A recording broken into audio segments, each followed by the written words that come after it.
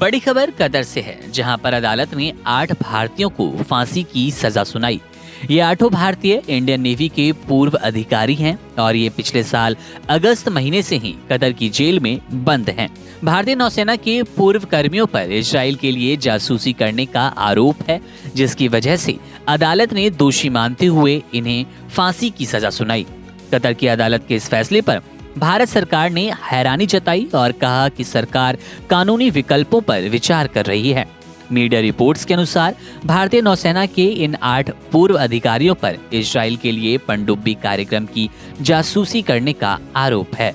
अगस्त के आखिरी सप्ताह से कतर की जेल में बंद इन 8 भारतीयों के ऊपर इजराइल की ओर से जासूसी करने का आरोप है। इन पर आरोप है कि इन्होंने कतर के सबमरीन प्रोजेक्ट से जुड़े डाटा इजराइल को दिए।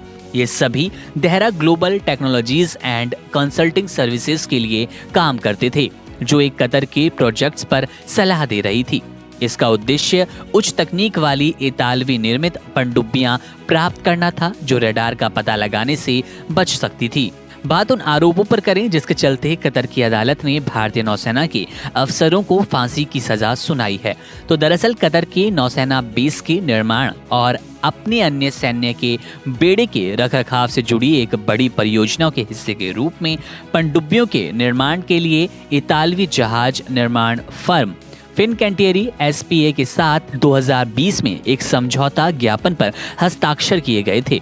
हालांकि कथित तौर पर समझौता ज्ञापन लागू नहीं किया गया। कतर और इटली के बीच सबमरीन को लेकर समझौता होना था, जिसकी जासूसी का आरोप इन भारतीयों पर है।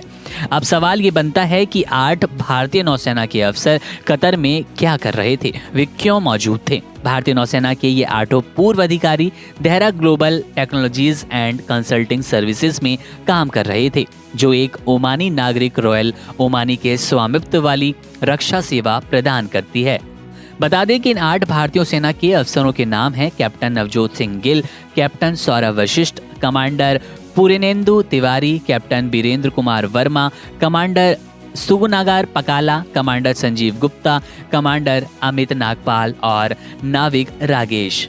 बहरहाल मामले पर भारतीय विदेश मंत्रालय ने कहा कि हम शुरू में जानकारी प्राप्त कर चुके हैं और हमें जानकारी मिली थी कि कतर की प्रथम दृष्टया अदालत ने आज अलधारा कंपनी के 8 भारतीय कर्मचारियों से जुड़े मामले में फैसला सुनाया है। हम फांसी की सजा सुनाए जाने के फैसले से बेहद स्तब्ध हैं और फैसले के विस्तृत ब्यौरे की प्रतीक्षा कर रहे हैं। हम परिवार के सदस्यों और कानूनी दल के संपर्क में हैं। हम सभी कानूनी विकल्पों पर विचार कर रहे हैं। हम इस मामले को बहुत महत्व देते हैं और इस पर बारीकी से नजर रख रहे हैं। हम सभी काउंसलर और कानूनी सहायता देना जारी रखने वाले हैं। हम फैसले को कतरी अधिकारियों के समक्ष भी उठाएंगे। इस मामले की कार्रवाई की गोपनीय प्रकृति के कारण इस समय कोई और टिप्पणी करना उचित नहीं रहेगा।